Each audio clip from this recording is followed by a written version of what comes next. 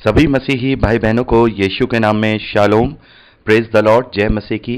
Yeshu the saviour ministry और मैं प्रभु यीशु मसीह में आपका भाई जेम्स, आप सभी का इस बाइबल अध्ययन कार्यक्रम में एक बार फिर से बहुत बहुत स्वागत और परमेश्वर का धन्यवाद करते हैं। मेरे प्यारे भाई बहनों, हम अध्ययन कर रहे हैं नीति वचन की पुस्तक का और एक छोटी सी प्रार्थना के साथ आज के अध्ययन को हम शुरू करेंगे। हालेलुया, धन्यवाद पिता परमेश्वर, धन्यवाद करते हैं पिता, धन्यवाद करते हैं आपके अद्भुत रीति वाले प्रेम के लिए जो आपने अपने इकलौते पुत्र को देकर हम सभी पर प्रकट किया। धन्यवाद करते महान पिता परमेश्वर आपके अनुग्रह, आपके महान प्रेम, आपकी तमाम स्वर्गीय आशीषों के लिए।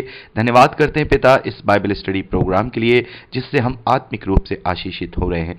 होने दे पिता परमेश्वर, हमेशा की तरह पवित्र आत्मा हमारी आज के अध्ययन में भी सहायता, मदद और अगुवाई करे, हमें सत्य के वचन सिखाए ताकि हम आपके ग्रहण योग्य बने और आपके राज्य के लिए इस्तेमाल हो सके। पिता होने दे पिता, सारी व्यवस्थाओं को हम आपके धर्ममय और बलवंत हाथों में सौंपते हैं।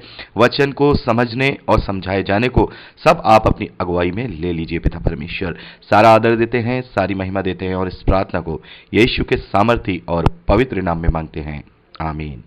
मेरे प्यारे भाई बहनों, अब तक हमने नीति वचन की पुस्तक में उसके 17वें अध्याय तक का अध्ययन कंप्लीट कर लिया था। आज हम 18वें अध्याय से आगे का अध्ययन करेंगे। मेरे प्यारे भाई बहनों, 18वें अध्याय में हम पहले यहाँ जो प्रमुख शिक्षा हमें सुलेमान के द्वारा दी गई है उसका अध्ययन करेंगे, फिर उसके बाद हम एक एक वचन करके सभी वचनों का अध्ययन करेंगे। तो यहाँ जो हमें प्रमुख शिक्षा मिलती है वो 4थे वचन से लेकर 6ठे वचन तक, 13वें वचन तक और 15वें वचन से लेकर 19वें वचन तक मिलती है। यहाँ राजा सुलेमान हमें समझाते हैं।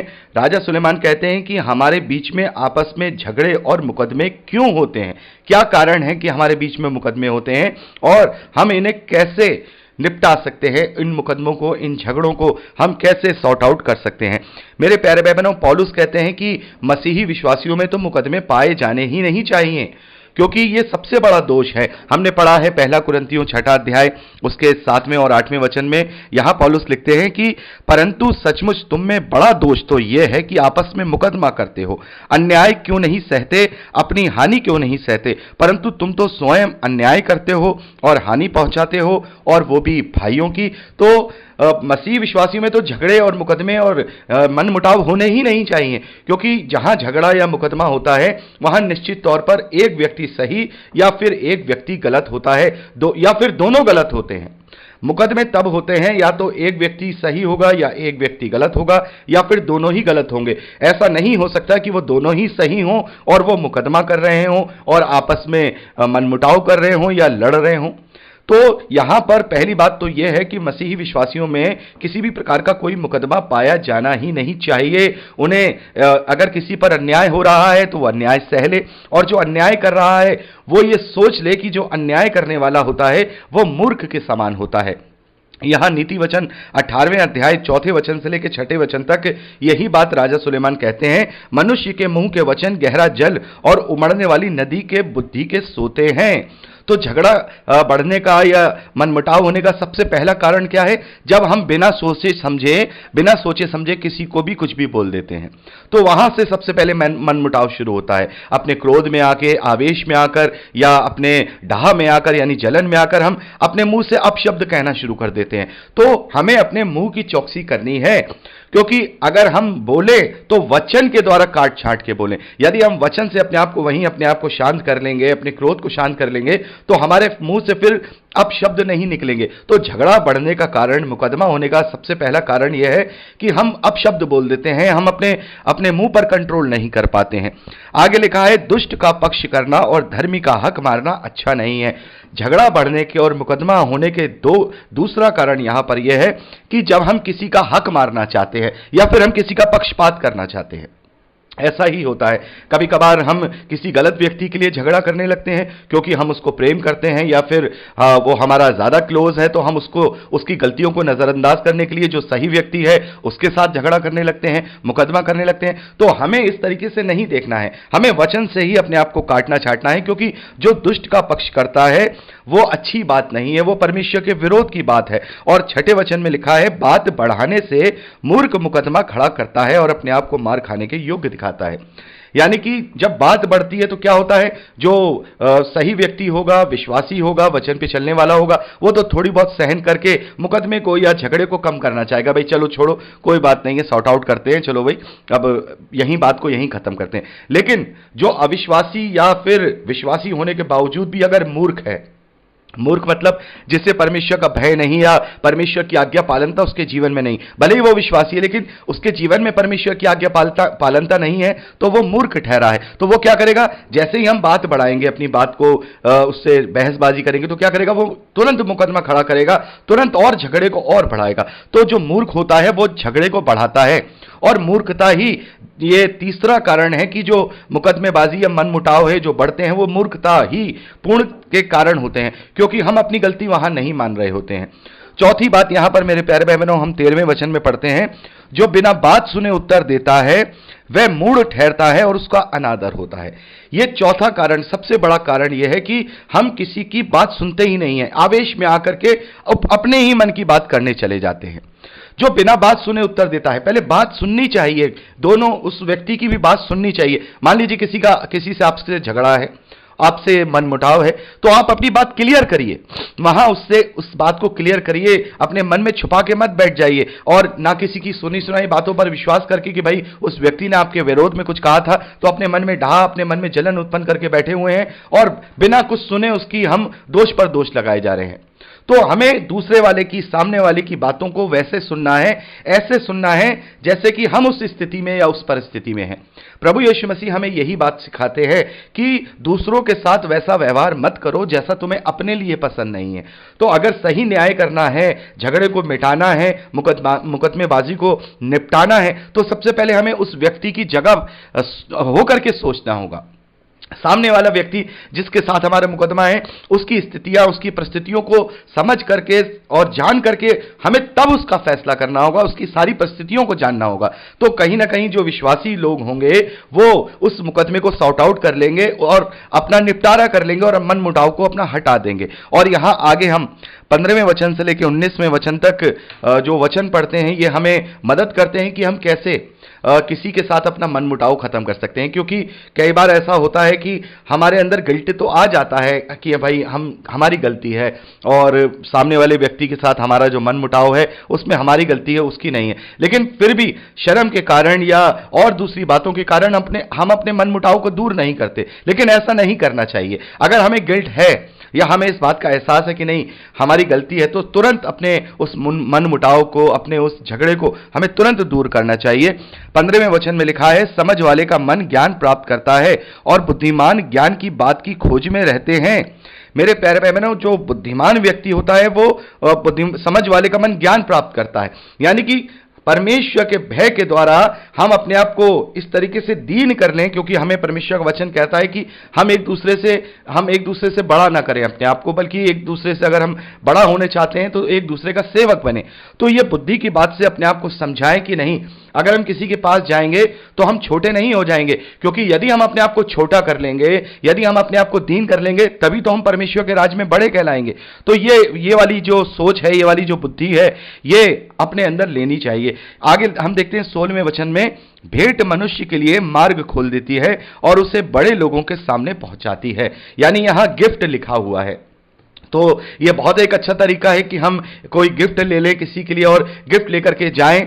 और हम देखते हैं जो याकूब है, याकूब के विषय में हम पढ़ते हैं, उसके बड़ा भाई एसाव है, थे तो वो दोनों जुड़वा, लेकिन हम जानते हैं कि उन दोनों में एक मनमुटाव था, क्योंकि याकूब ने एसाव का जो पहलौठापन का अधिकार है वो खरीद लिया था, अपने पिता का आशीर्वाद भी धोखे से खुद ले लिया था। तो वहां पर जब याकूब एसाव से मिलने जाता है तो क्या करता है, बहुत सारी भेंटें, बहुत सारे तोहफे, बहुत सारे उपहार लेके जाता है, ताकि मैं अपने भाई से मेल कर पाऊं और उसके मनमुटाव को खत्म करने पाऊं। तो गिफ्ट देना, उपहार देना, ये एक बहुत अच्छा तरीका है कि यदि आपके साथ किसी का मनमुटाव चल रहा है और आपको गिल्ट है, तो तुरंत जाकर के उसके लिए कोई गिफ्ट लेके जाइए, मिठाई ले जाइए और उससे अपने मन के गिले शिकवे दूर करिए, क्योंकि धन्य हैं वे जो मेल कराने वाले हैं, वो परमेश्वर को देखेंगे। तो यहां 7वें वचन में लिखा है, मुकदमे में जो पहले बोलता है वही सच्चा जान पड़ता है, परंतु बाद में दूसरे पक्ष वाला आकर उसे जांच लेता है। तो कहने का मतलब यह है कि केवल अपनी बातें नहीं रखनी है। देखिए, हमें हमारा अगर मन मुटाव किसी के साथ है तो सबसे बड़ा जो रीजन होगा उसको दूर करने का वो ये होगा कि हम सामने वाले की गलतियां ना सोचें कि सामने वाले ने ये गलती करी थी, सामने वाले ने वो गलती करी थी, सामने वाले ने हमारे साथ ये बुरा किया था। कहीं ना कहीं हमारे अंदर भी कोई ना कोई गलती है। तो क्या करें, हम अपना पक्ष देखें कि हमारी तरफ से क्या हुआ है, हमारी तरफ से क्या गलती हुई है। कहीं हमने उससे बढ़कर तो गलती कोई नहीं कर दी, क्योंकि पौलुस कहते हैं कि जब मैं अपने मन को जांचता हूं तो अपने मन में खुद को कभी दोषी नहीं पाता हूं। तो इसका मतलब यह नहीं है कि मैं निर्दोष हूं, क्योंकि हमें जांचने वाला हमारा प्रभु है। तो हमें खुद को जांचना है। मुकदमे में जो पहले बोलता है, यानी कि हमें अच्छी तरह से अपनी बात को पहले जांच लें और फिर बाद में दूसरे की बात को जांचें। पहले अपना तराजू, अपने तराजू के पलड़े में देखें कि हमने दूसरे के साथ क्या गलत किया है। तो उसको क्या करें, अगर हमारे अंदर सही मायने में पवित्र आत्मा हमें निरुत्तर कर रहा है और हम मसीह विश्वासी हैं, तो वाकई में हम समझेंगे कि हाँ, हमारी ये गलती हुई है, और उस गलती को आप सॉर्ट आउट करेंगे, उस गलती को आप मानेंगे। तो गलती मानने से 99% तो संभावना यही है कि सामने वाले का दिल पिघलेगा और वो भी अपनी गलती मानेगा, यदि वो भी विश्वासी है। अविश्वासी है तो फिर तो आप जानते हैं कि वहां वो कुछ भी कर सकता है, उसका मन पलट भी सकता है, नहीं भी पलट सकता। लेकिन यदि विश्वासी की बात कर रहा है तो निस्संदेह जब हम अपना प्रेम, अपनी गलती को किसी के सामने मानेंगे तो निस्संदेह वो भी अपनी गलती मान करके हमारे साथ अपने मन मिटाओ, अपने जो गिले शिकवे हैं वो दूर जरूर करेगा। आगे देखिए 8वें वचन में लिखा है, चिट्ठी डालने से झगड़े बंद होते हैं और बलवंतों की लड़ाई का अंत होता है। तो यहां पर क्या होता है, कभी कभार ऐसा भी हो जाता है कि भाई ऐसा मुकदमा है, ऐसी कोई बात है कि दोनों का ही उस पर हक बन रहा है और दोनों ही उसे छोड़ना नहीं चाहते। तो फिर ऐसे में परमेश्वर के हाथ में छोड़ दीजिए, प्रार्थना करिए और चिट्ठी डाल लीजिए, सॉल्यूशन की चिट्ठियां डाल लीजिए और प्रार्थना करिए और प्रार्थना के साथ चिट्ठियों को उठा लीजिए और जो भी हल निकले वो आपस में मान लीजिए कि भाई जो भी हल निकलेगा वो हम मान लेंगे। तो ये भी एक तरीका है कि भाई अपने मुकदमों को, अपने मनमुटाव को हम दूर कर पाएं। ये एक बहुत अच्छा तरीका है। यदि अगर इस तरीके से चले तो बहुत कुछ हो सकता है, लेकिन उसके लिए भी संतुष्टि वाला हृदय होने की जरूरत है। क्योंकि मान लीजिए अगर चिट्ठी दूसरे के फेवर में आई तो फिर आपके अंदर इतनी ताकत और इतनी शक्ति होनी चाहिए कि आप अन्याय सह सके कि चलो कोई बात नहीं, यही परमेश्वर की मर्जी, उससे परमेश्वर की मर्जी मान के संतुष्ट हो जाए। यह भी एक तरीका है। तो ये बहुत अच्छा तरीका है कि चिट्ठी डालने से झगड़े बंद होते हैं और बलवंतों की लड़ाई का अंत होता है। और 19वां वचन बड़े ध्यान से सुनिए, राजा सुलेमान ने ये बहुत ही गहरी बात की है। चिड़े हुए भाई को मनाना डर गड़ के ले लेने से कठिन होता है, परंतु झगड़े राजभवन के बैंडों के समान है।